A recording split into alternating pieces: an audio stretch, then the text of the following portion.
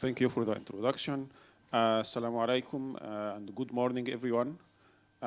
It's definitely my pleasure to be here today uh, among a group of highly talented young students uh, who are coming from the Middle East, the Gulf area, and so on, and very passionate about AI field that is mostly dominated by the Western technology, right? So we see most of the technologies, and especially in Gen AI, large language models, and so on, are coming from the Western side, mainly from US and China.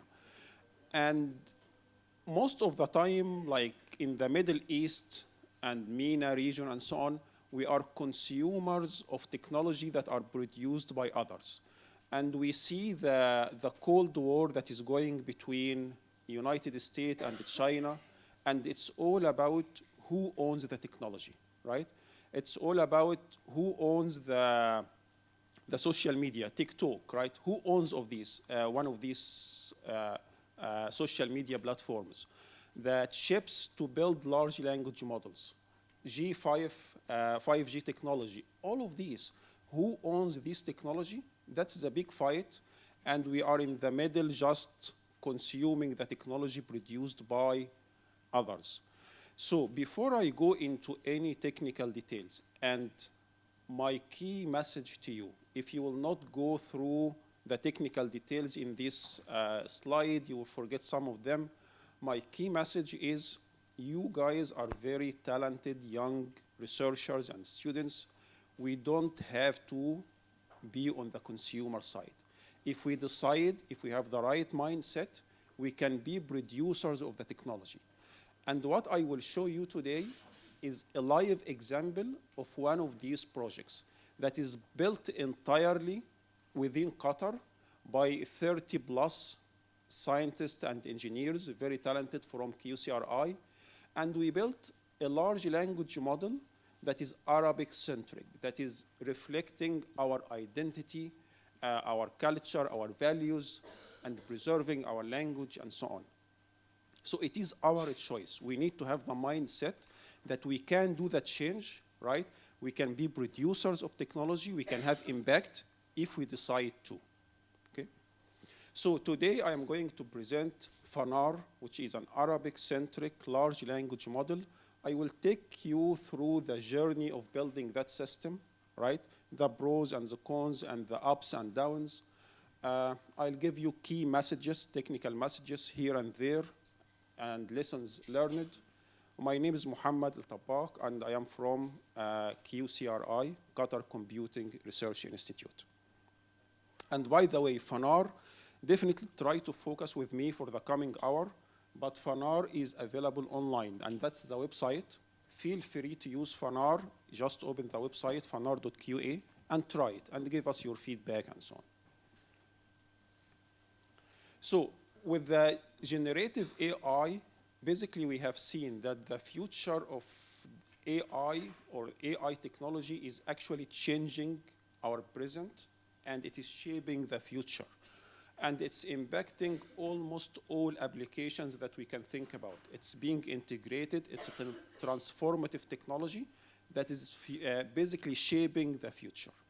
But the main question is, if this technology is speaking our language or not? Are we reflection of that technology, or the technology itself, these models, is a reflection for our communities and our region, right?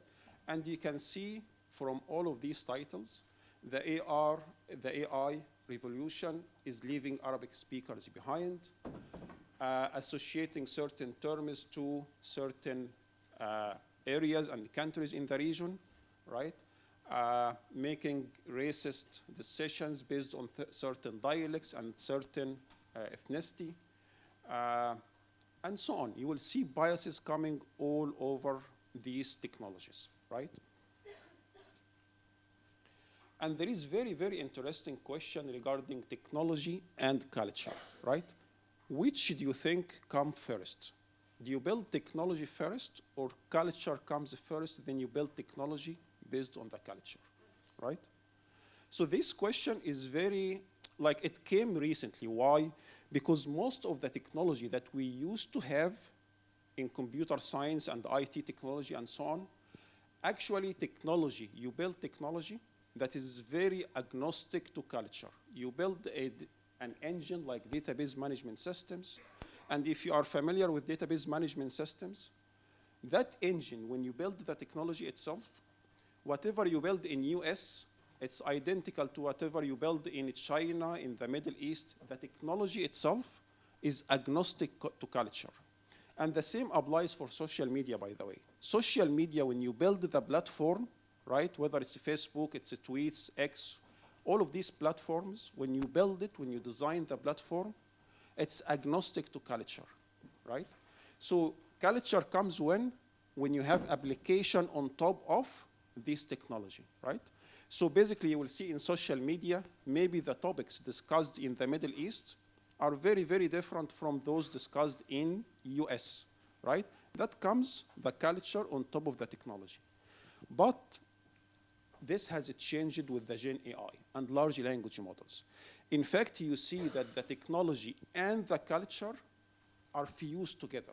You don't get the technology by itself. When you use ChatGPT, you are using the technology and the culture is already embedded there in the training of the large language model. It's coming with its own perception, with its own training, its own mindset. And that's why when you interact, you see a difference, right? So that's something very important to keep in mind. And that's why it's very critical that we should be contributors, not just consumers. So now, why we decided to build the Fanar? Why we decided to go through that this journey, which is a hard journey. It's very expensive. It takes long time, dedication, and so on, for so many reasons. Number one, that the Arabic content on the internet is actually very, very small. It's tiny. And you can see from this table that the English content is dominating by 50%, right? And you see the Arabic is reaching 0.5%, less than 0.5% of Arabic content on the internet. Although the number of Arabs and Muslims, it's around 20-25% of the whole population, which is very unfortunate, right? But this means most of the large language models being developed by the Western side, by default, most of their content is not Arabic content, right? You can see like 80-90% of the content is not Arabic content. So basically, there is a large gap between what these large language models are offering and what the Arab and Muslim worlds and the Middle East countries need and require, right? So the first reason is to preserve the Arabic language and its dialects. We know that dialects are very important in the Arabic world. Most of the documents are written in standard Arabic, العربية الفصحى, but when we speak in different dialects, right? So you need a large language model that is preserving the Arabic language and its dialects in Gen AI. And the language is not just letters and words, right? This language is actually our identity, our values, our traditions, our history is encapsulated in this language and this content. And if it's not well preserved in these models, then we are not well represented, right? So that's basically the culture element. We need to create models that we can pass to next generations with our cultures, values, and so on. And the third one is basically technology ownership and digital sovereignty, right? And that's what I mentioned a few minutes back. Who owns the technology? Who owns the technology has the control. And that's one of the main reasons to build Fanar. So basically, Qatar now, we own that technology. We own Fanar, right? It can be like many applications have data privacy. They decide or they prefer not to use cloud-based models that are designed outside, ChatGPT and Google Gemini and so on. They would like models that are owned by Qatar so they can use it in ministries with safe environment and so on, right? So digital sovereignty is a big factor. And the last one, most of you are master students or PhD students, right? So building capacity is extremely important. Basically, what it means, building capacity, is you are not just using model as black box. You just send the prompt and you get output and we are happy and we build application on top. What we did through that journey of building Fanar, we understood and we built the capacity in every layer in building large language model. And how many teams worldwide can build large language models? Maybe 50, 60 between US, China, and Europe. Qatar has one of the teams that knows all the details how to build a good large language models, right? So having this expertise and this knowledge is extremely important. So basically that's, I would like to share with you like the main vision statement for Fanar. So basically trying to build a world-class Arabic-centric Gen AI, and we are not using large language model term because it may change over time. Gen AI, generative AI, is more broader term. So Gen AI system that empowers local and global communities, right, with the transformative solutions. Keep in mind it's Arabic-centric and it's Arabic as first-class citizen that honors culture and values, right? By the way, feel free to interrupt me at any time, ask questions, we can make it interactive as you like. Okay. So now one of the decisions we took in Fanar, and that will be like in the next slide, whenever you are building a technology or some tools, we have this dilemma all the time. Whether we build something that one size fits all, or you customize like certain models or the technology to different applications. You will see that it's ChatGPT mentality and Google Gemini, they are building these humongous large language models in the idea of one size fits all. It's a humongous platform or large language model that you can use it in chemistry, in physics, in general chatting, in economics, in time series analysis, and so on. But we believe one size fits all will not work and does not scale in general. Maybe one, two like institutes or companies can do it, but it will not fit in general. We believe on the other side, which is one size does not fit all.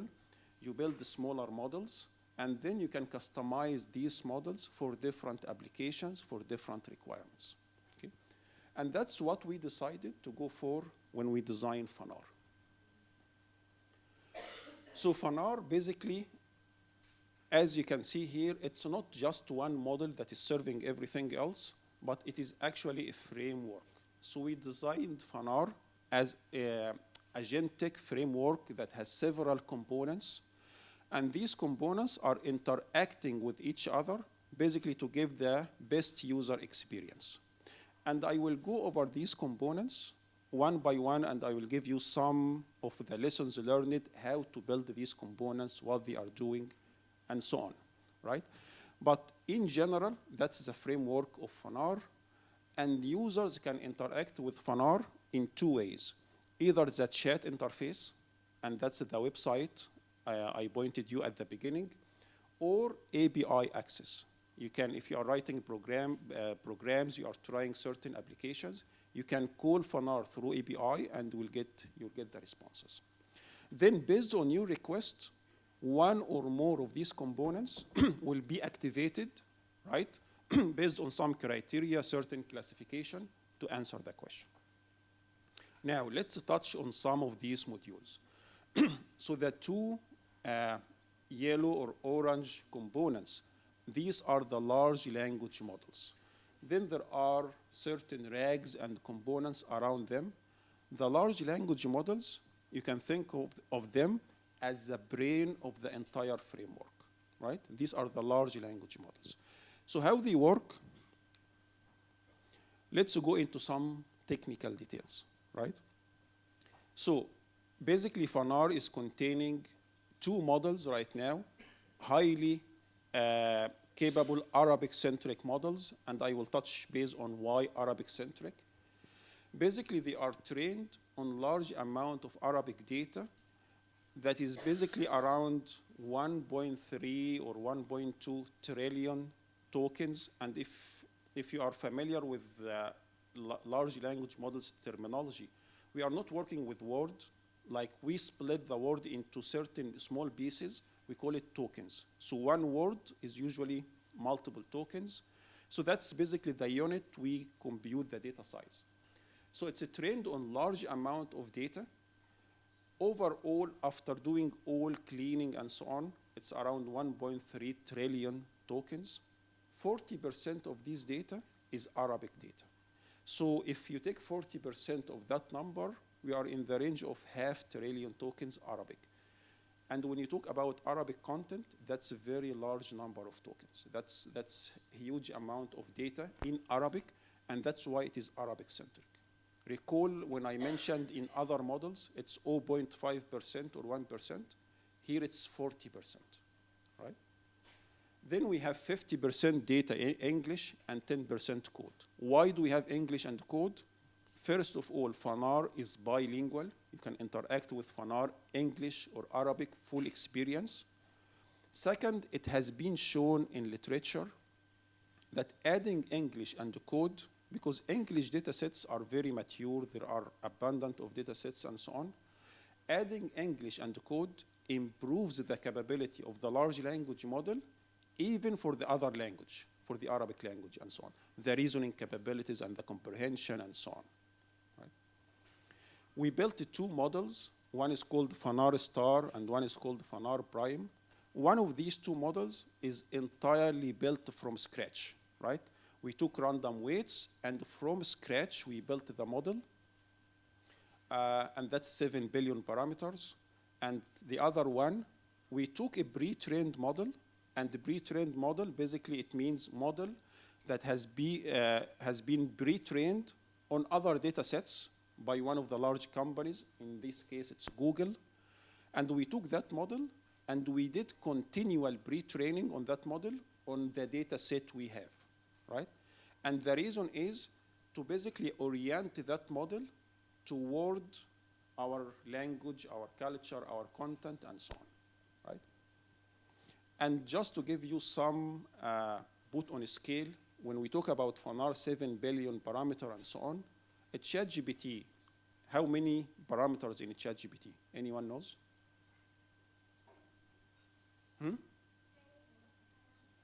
It's over 1 trillion parameter, right? So that's what I mentioned, humongous model, but Fanar is a small model, 7 billion parameters, right? And now the trend is to go more and more for smaller models, but you customize it for certain applications, higher quality data, and so on. We focus on modern standard Arabic. We focus on dialects. Fanar is supporting different dialects. Egyptian, Gulf, Levantine dialects are fully supported. And I will highlight that we customized and fine-tuned, and we did innovations in every layer in Fanar. Okay. So now let's move a little bit on data. So whenever you are building a large language model, data is your most valuable asset. Without data, you can't go anywhere, right?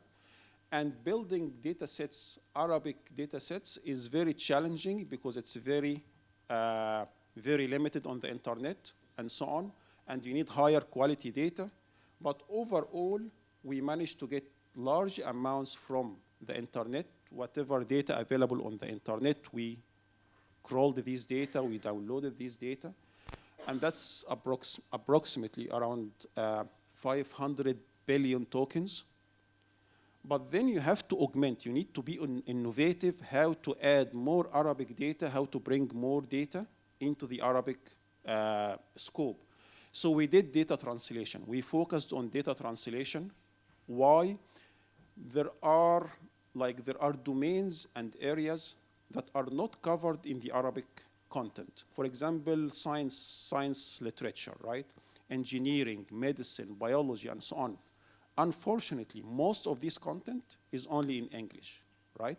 So you need to do translation to bring this knowledge into the Arabic language, and you train the model on. So translation is one of the key factors or key techniques we use to enrich the data. Also, it's very common in Telegram channels and many other areas that you will see books written in Arabic, like novels and covering different areas that are images, right? It's not text. So again, we took that, all of these books, we have around 500,000 books, and then we applied OCR technology on top of them to convert them into text and then use it for training the model. Any question? Yes.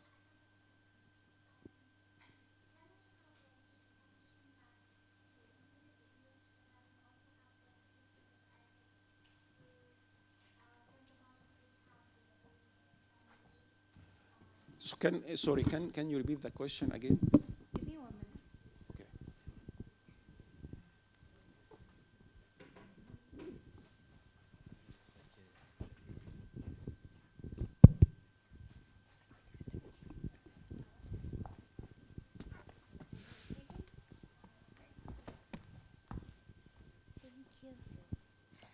So you said that we have like 50% of the data as in English and 40 as in Arabic. Yes. Would the following assumption be right if we said that if the user has asked like a question in Arabic, however the trained data is on English, would it be able to go back to the English and then get the data and then translate it and give it to the user as an Arabic message? Yes. That's a very good question. So basically, she's asking if you ask a question in Arabic and let's say the knowledge you needed to answer that question is not in the Arabic content, but it's in the English content, right?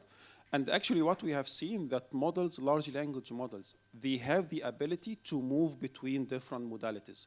When you do embeddings, the embeddings, it goes through like data from different modalities go to the same space. So actually large language models can use English content to answer questions for the Arabic and give you the answer in Arabic, right?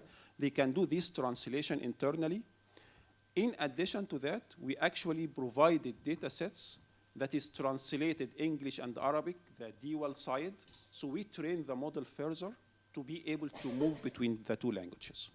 So like if we said that A, like let's say we trained the model on A and B, and then we trained it also on B and C, so then the model can do A and C on its own. Yes. Okay, that's great. These models have the capability to do this. And sorry, another question. Sure. You said that you had like multiple models in one model, right? Multiple models in the same framework. Yeah. Yes. So can we like consider this as a mixture of expert? No, it's that's again very good point. So mixture of expert, basic mixture of expert. It's like the model itself, right? The model itself decides which sub models it activates based on the experts and so on. Here, you can call it a kind of mixture of experts, but we decide which one to activate, right? So it's not mixture of expert architecture. That's something we are actually considering. But here we are activating which model based on our orchestration and our rules. That's a very good question.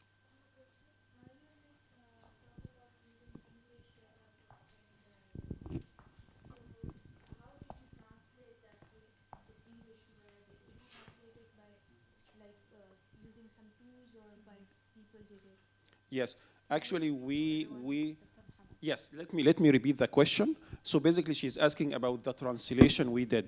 How did we do this translation? Which tools we used, like Google Translate or something else? Actually, we built our own translation engine. As I mentioned, we did innovation in almost all aspects. One of these aspects is building our own translation engine. And by the way, it's based on Fanar. So we took Fanar, we customized and fine-tuned Fanar to excel in translation. Then we used it to do translation from English to Arabic, and we did further training.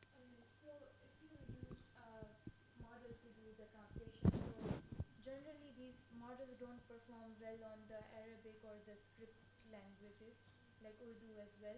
They mix the context, like they translate it word by word with different meanings. So if you read it, it does not make a lot of sense at the end. Google Translate is like a really good example of that. Yes, and that's exactly why when we tried Google Translation Engine, we find like it's not doing well in many cases, and that's why we fine-tuned a large language model, and it's doing much, much better than Google Translate, and that's why we are using our model, right? But that's the quality of the data. Let me go through a few slides, then I'll take more questions, just to make sure I can finish, right? Now, one additional component, which is getting data from our partners. Building a project like this, it's not only QCRI project, but it's a national project. So we have a collaboration with Qatar National Library, Al Jazeera. We have many like Wizarah Al-Awqaf, the Ministry of Islamic Endowment, and so on. And they are providing us with high quality data that even does not exist on the internet. And that's improving Fanar as well. Data pipeline, key points whenever you are talking about data, right? Key points you need to keep in mind, right? You need, especially for Arabic, you need to do comprehensive search to get more data. You need to be innovative, how to get more and more data, right? Which is very important. But data quality, I cannot emphasize enough about the data quality. Your data has to be of high quality to get meaningful, strong model. If you focus only on large data sets, but quality is not your focus, what you will get at the end is garbage model. It will not perform well, right? So we built a rigorous data quality pipeline, many phases, deduplication, semantic filtering, heuristic-based filtering, and all of these are applied. Some of our learned lessons, if you are building the model entirely from scratch, both factors are very critical. You cannot go with one of the two factors. You need a lot of data and you need high quality data. But if you are doing continual pre-training, which we did both, right? Continual pre-training, because it has been trained on other data sets, then you can favor a little bit the higher quality data. You can go a little bit smaller data sets, but higher quality, and still you will get very good model, right? Now, some challenges we faced when dealing with Arabic data. Scarcity, and that's something I highlighted. Dialectal variation, how to integrate dialects into the model, right? Dialects come from very few sources. One of these sources is social media, right? Like most of the books in news and so on is modern standard Arabic. So dialects, you can get it from social media, but social media is low quality in general. It's not curated and so on. So you need to put a lot of emphasis on data quality from social media. One thing we did more, we created a translation engine that translates modern standard Arabic into certain dialects. And that's built in-house in QCRI to enrich the dialectal capabilities of Fanar. Coverage, that's, as I mentioned, there are areas in the Arabic data are not covering, like STEM, science, engineering, and so on. And we cover this by translation. You translate from these domains, the English into Arabic, right? Diacritization. We built our own diacritizer, and we used it in various areas, like especially in handling the Islamic and the Quran data. We need diacritization. When you convert from text to speech, you need diacritization, so the conversion will be correct. So we built our own diacritizer. When we talk about richness and the complexity, that will be probably next slide, which is we built our own tokenizer. We built, again, tokenizer is the very, very basic step that takes the data, divide it into these tokens, and then you start training the model. We built our own tokenizer that is aware of the Arabic characteristics, Arabic language, morphological awareness, and we have our expert here, Dr. Ihsan, who led that effort in building that tokenizer. I am not sure if he touched on that in yesterday or not, but that's, again, very nice innovation that we did to enrich the Arabic language. So before I move on, I can take maybe one or two questions here. Okay.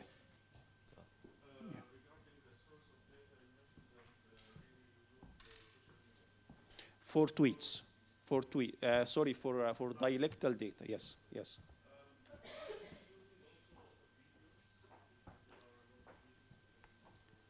Yes, yes, very good point. He's saying one source of dialectal data is audio and video, right? That's a very good point. Actually, we didn't go into that domain enough. We converted some audio data sets into text, but the challenge here, that like we have some equation. I didn't show it here. Like if you have 100,000 audio hours, when you translate this into text, it becomes like 1 billion tokens. So audio is by nature, it's very, very large. It takes a lot of space, and when you convert into text, it becomes small. It's definitely one of the sources that we are looking at, but it's not producing huge amount of tokens. That's one of the things. Yes. Oh, Mike.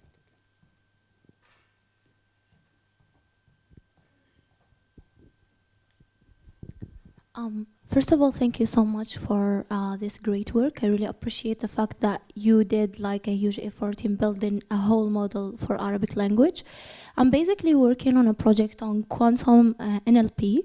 And we're like, instead of like using tokenizers, we're encoding the data in a quantum way using quantum circuits. And the advantage of using this is basically that we require less data than like other like large language models. So basically for the current work, we're like achieving a higher accuracy with just thousands of lines. And my application is on Arabic language. So I really wanted to know whether like you have explore this part of like data encoding or like text encoding using quantum. Yes, so we didn't explore that yet. Yeah, I'm not sure. Like Sanjay, do you have any information on that? Exactly, it's like yeah, it's like encoding the text in quantum circuits and then feed it like to a classical model. So it's a hybrid approach. Yeah.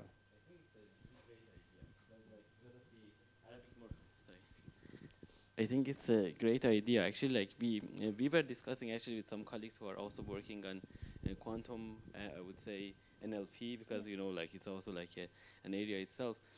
We thought about it, and we were some, like I would say, like a colleague who is also at UCL, like you know, like UCL is also very active in the quantum NLP. But I think that's a great direction, because like you can use all this, like I would say, Circuits in circuits, order, exactly. So basically, because the morphology in Arabic is not concatenative, so basically I would say quantum circuits can help in, because we have infixes in Arabic. So I think that's a great direction, I would say. It's My understanding is that it's still an idea. I mean, there's like computers with like 70 qubits or something. No. Actually, for the part of the quantum NLP, you can run it on like the IBM machine that has like almost hundreds of qubits, but it works really well for data encoding. Basically, for now, we're like using sort of simulators that combine both, like it's a quantum behind it, but we're using like GPUs. So exactly, yeah. Yeah, so we can have more discussion on that. It's good to talk about that anymore. So let's move quickly because of time. So now we are done with the data. Now we would like to do training of the model, right? So what are the phases you need to do for training the model? There is phase called pre-training. Then there are two phases called post-training, and we divide them into supervised fine-tuning and alignment. Pre-training, it's very, very interesting. You spend most of your time doing this pre-training, and that's where you handle or you train on the large corpus of data you have. And the goal is basically next token prediction. When you write a sentence, what will be the next word, right? That's all what you are training the model for. But then the next one, supervised fine-tuning, is basically you try to teach the model to follow instructions and do specific tasks, right? So it's not just word like next token prediction, but specific task. For example, if you ask a question, the expectation is not to say what is the next word, right? But to answer the question, right? So that's instruction fine-tuning. And if you teach the model this way, then alignment becomes very critical. If you ask the model, how do I kill my friend? The model has knowledge. And based on the second phase, and it will give you some instructions how to do it. But now comes the third one, which is the alignment, right? You would like the model to be aligned with the culture, with the values, right? With the human values in general. And in that phase, you teach the model these red lines. That's what you should answer, that's what you should not answer, and so on, right? So the first one requires a huge amount of data, but the second one, post-training, very smaller data sets, but highly curated, highly tuned data sets. So that's basically how pre-training work, right? Like if you write a sentence, the boy went to, and you need to get the next token, right? That's what first phase will do. So basically it will do some calculation, some distribution based on the data it has seen. Then it will create, let's say, went to the playground. That's the high distribution keyword. So that will be the next token prediction.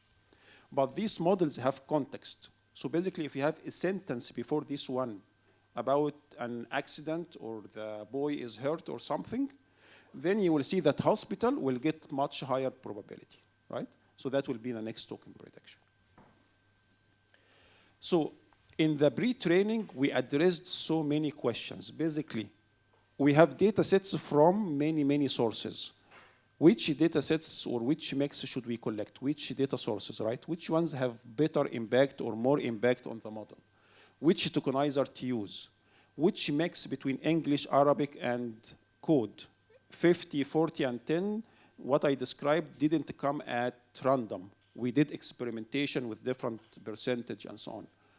Which LLM architecture? That goes back to the mixture of expert or dense. Right now, Fanar is dense architecture, but mixture of expert is something we are talking about. And the key point here, doing ablations, testing. Ablation basically meaning you try different variations and you test on a smaller scale and you do some benchmarking and you see which one works for you, right? So we did extensive ablations, tens or hundreds of ablations to figure out the answer to all of these questions. Let's skip this one. Supervised fine-tuning, basically the main idea is, remember, if you write sentence like this, identify the odd one among, and you define these, carrot, apple, and so on. Pre-training is trained to give you the next word prediction. So it will give you, let's see, banana, grape, and so on. So it will write strawberry, kiwi, next word prediction. But supervised fine-tuning, it will try to teach the model to answer the question. So it will tell you carrot, right? So let's skip this one because of time. Now, preference learning, right? That's where you tell the model what are the red lines, right? What you can answer and what you should not answer. So for example, how I convince my Muslim friend to eat bacon. He's missing out a lot, right? So without preference learning and cultural alignment, it will answer. It will give you, that's the strategy you should tell your Muslim friend. But with preference learning, right? And the alignment, basically it will say you need to respect his religion, you need to respect his values, and you should not do so, right? And based on all of this training and alignment and so on, when you interact with Fanar on the website, you will see the differences. For example, one of the examples here, like this question is, write a story that encourage young boys to learn swimming. The same, you did it in ChatGPT and Fanar, and you will see ChatGPT is using Jack, Michael, John, and you will see out of the box, Fanar is using Ali, Omar, Layla, and so on. And that's a reflection of the culture, right?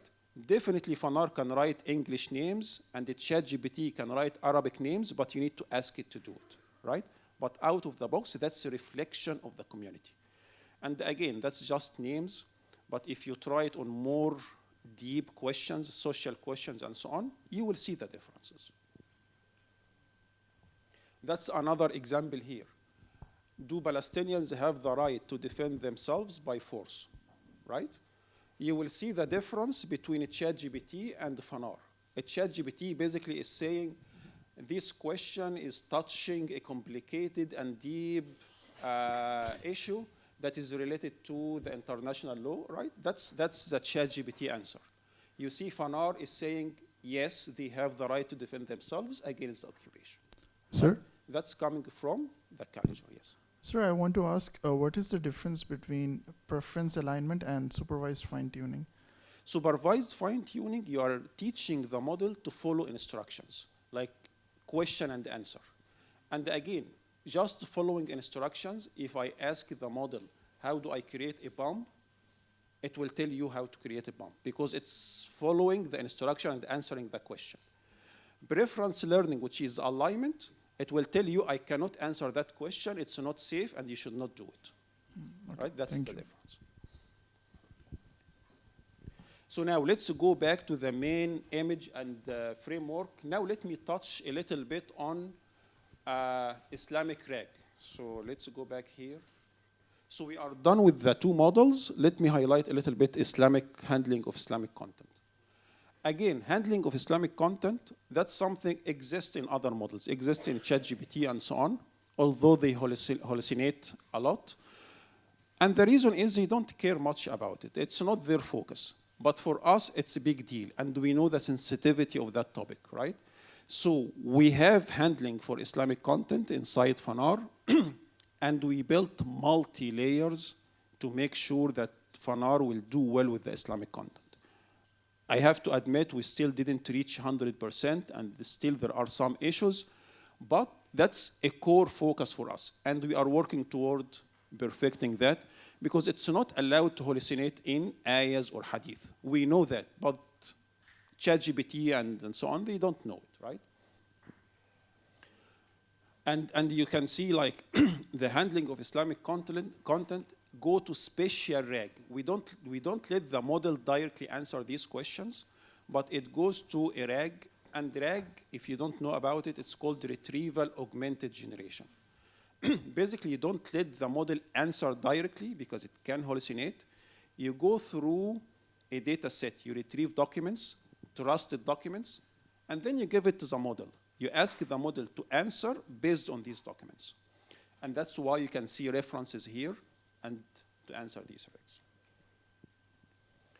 Again, between Fanar and the ChatGPT, right? That's one of the very interesting questions. Like a person died and left a wife, son, father, and mother. How to divide the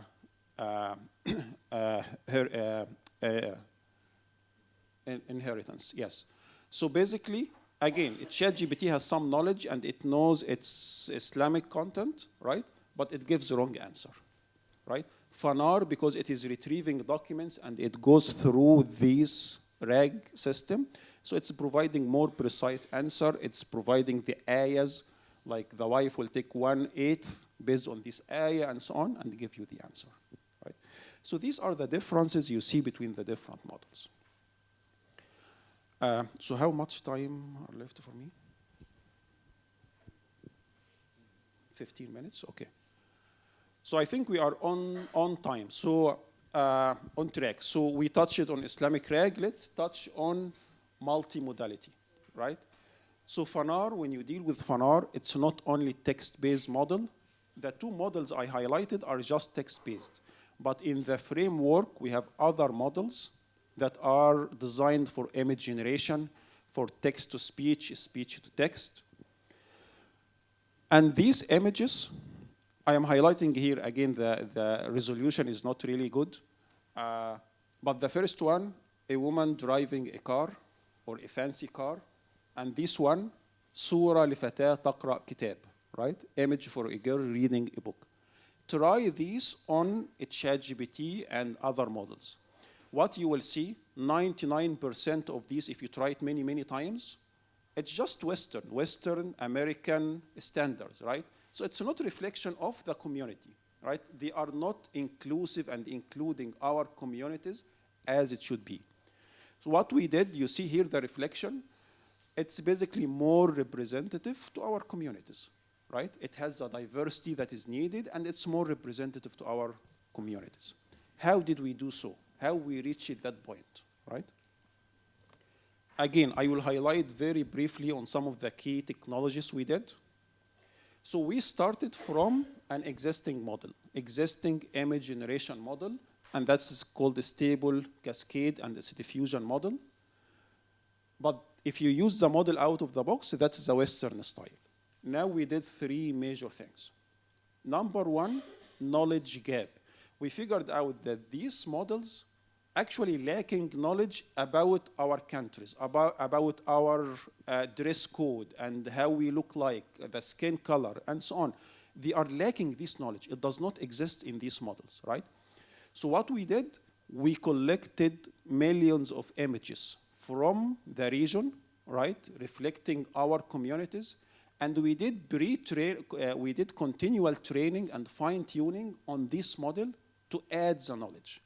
So right now, when you write this question is generate an image for a Qatari family, right? Now it's more representative, and that's Qatari family. But if you do it in the original model, you will get very weird images. So that's step number one, filling in the knowledge gap.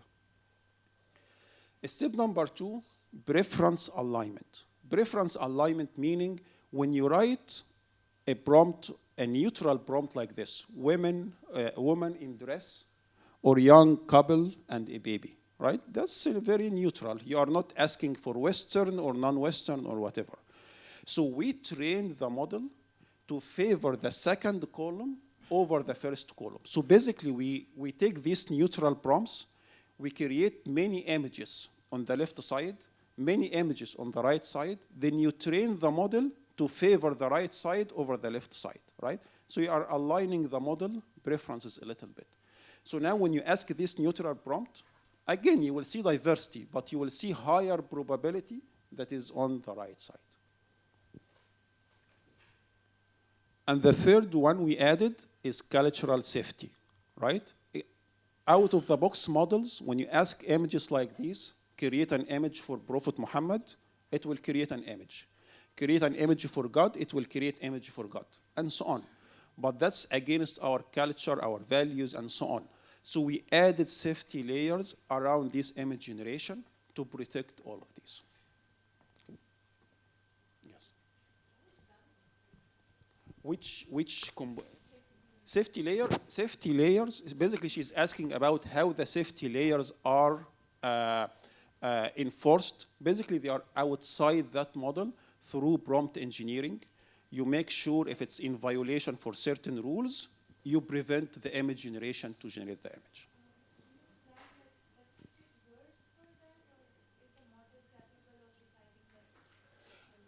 Actually, both. We have a list of keywords that are prohibited, right? But we are also using large language model to analyze the prompt, and if it's in violation for certain rules, then we prevent it from generation. Okay, so one of the key features and capabilities in Fanar is what we call attribution or fact checking. So all of us probably tried ChatGPT and other models. The output is very valuable and it's very useful most of the time, but it can hallucinate. It can give you wrong answer, right? So how to verify? Certain applications need verification before using and relying on these data. That's the attribution feature and fact checking in Fanar, right? How we do it? Fanar can generate an answer, then you take that answer and verify against trusted sources. And right now we are using Wikipedia as trusted source, and we can expand. So for example, it's actually the same question in these two, but the top one was Fanar version maybe 2 months back or 3 months back. And it's the same question for the dark block, but with a more recent version. So Fanar got to try the second one. But in the first case, how many times Holland won the World Cup? So it did win the World Cup once, 88, which is wrong answer. So the attribution basically will correct this. And you see the red and the green color. Basically, it's rephrasing the sentence. It's fixing the error, and it's giving references. The other one, which is correct, it's basically saying it didn't win World Cup, so the attribution will only add references. So it's correct sentence, but it will add references from Wikipedia. Okay. All what I have presented to you about this preserving the Arabic language, the culture, and so on, is not coming at the expense of other capabilities. Actually, Fanar can support general purpose capabilities that most of us need from large language models with a high quality. And these are some examples. Again, you will try Fanar, right? So the first one is more of reasoning, mathematical equations, and so on. And Fanar can do a good job in that. And we direct these complex reasoning, mathematical equations, to the Fanar pre-training because it's stronger in that case, right? So we decide which models gets activated based on the prompt type and so on. Writing code, the second one in the middle, I am sorry, but the resolution of the screen is low, but writing code. You can ask Fanar to write code, analyze code for you, and so on. Linguistics for the Arabic, translation, summarization, all of these capabilities are built in Fanar, and you can try it out. Yes?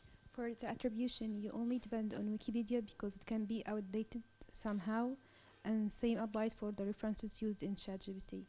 So how to overcome such a problem? So I got the first part, which is Wikipedia and outdated. The second half is what? Because ChatGPT also depends on outdated references. So I see. Yeah, so how to overcome that?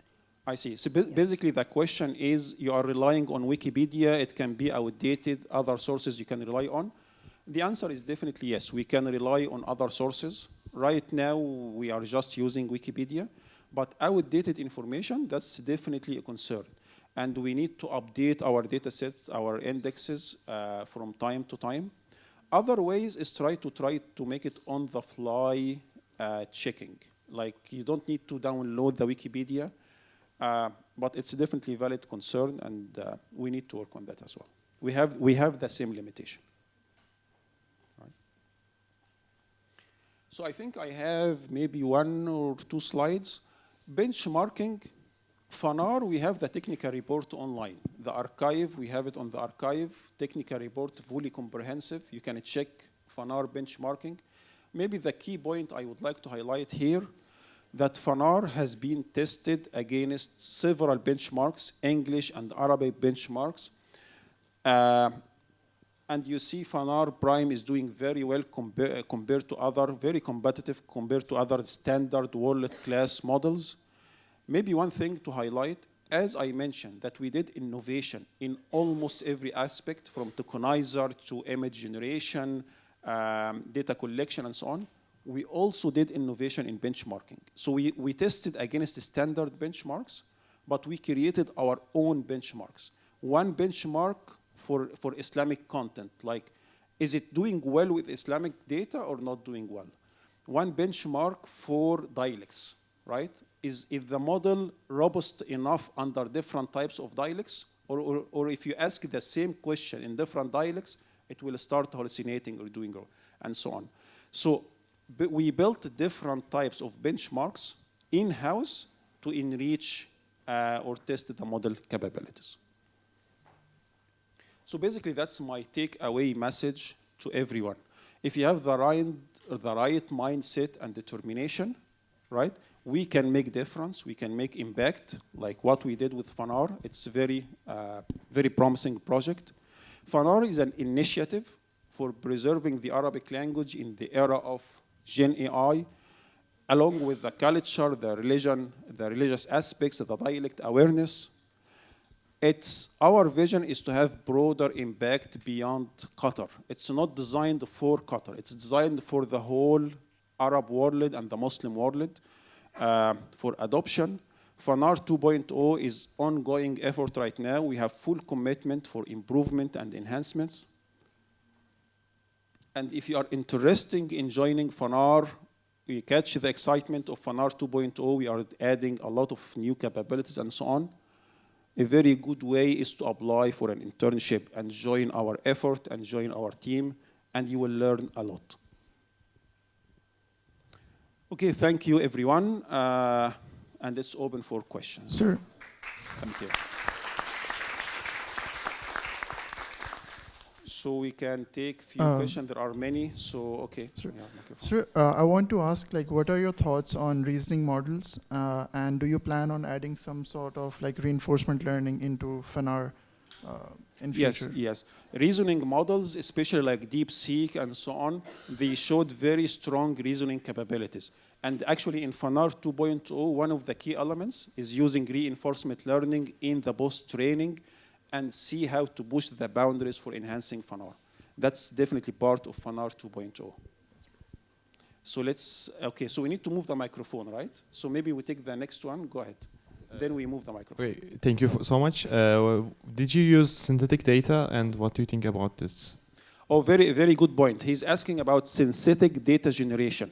And because Arabic content is very limited, we definitely thought about generating data synthetic way, right?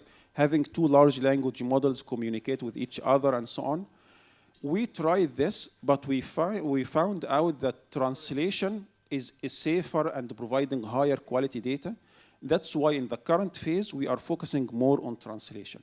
But maybe synthetic data generation will come in the near future. So maybe some from, yeah, yes. I'm here.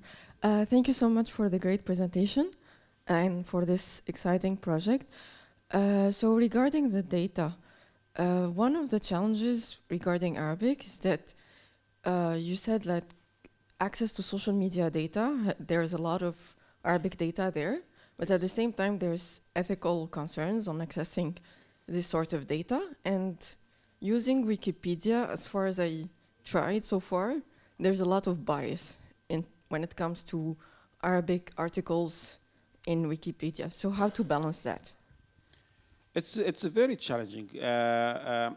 Handling biases or overcoming biases is very challenging. And we try our best to address this by components in our data pipeline. So we have components that's doing semantic checking, hate speech, and so on, and we eliminate a lot of data.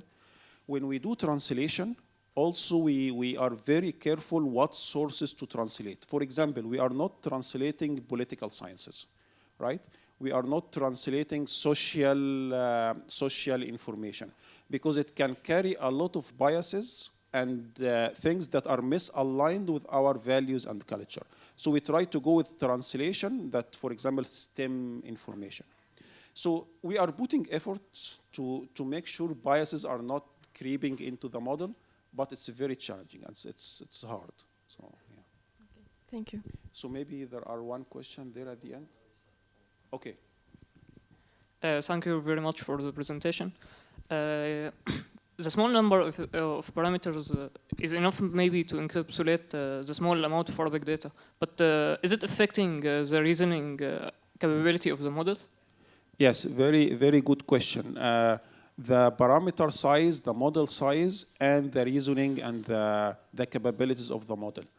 We believe that 7 billion parameter is a little bit small. We can go larger, and that's something we are exploring in Fanar 2.0. Actually, in our plan is to go larger, right? But large models by itself is not enough. You need also high quality data. And as we touched before, there are techniques to improve reasoning capabilities, even for the same model, for the same size, right? So in Fanar 2.0, we are going for larger model to address that point, but also including reinforcement learning, these advanced techniques. So, okay. So so Ihsan, I'll take questions until you tell me stop. I'm not sure who, right? So one question or so? So maybe one question, then we stop. Okay.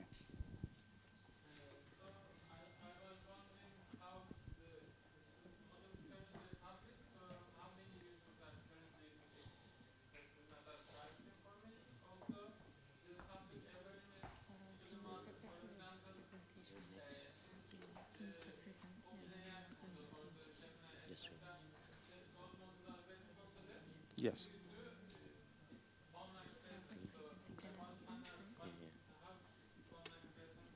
Yes. Yes.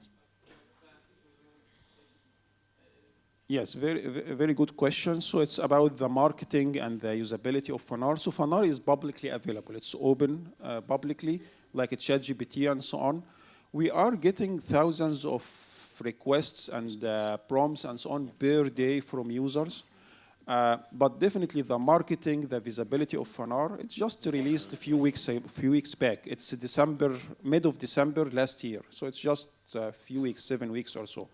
So definitely marketing, visibility, and increasing usability, that's part of our target. So, yes. So thank you, everyone. And we can connect offline if you'd like. Thank you.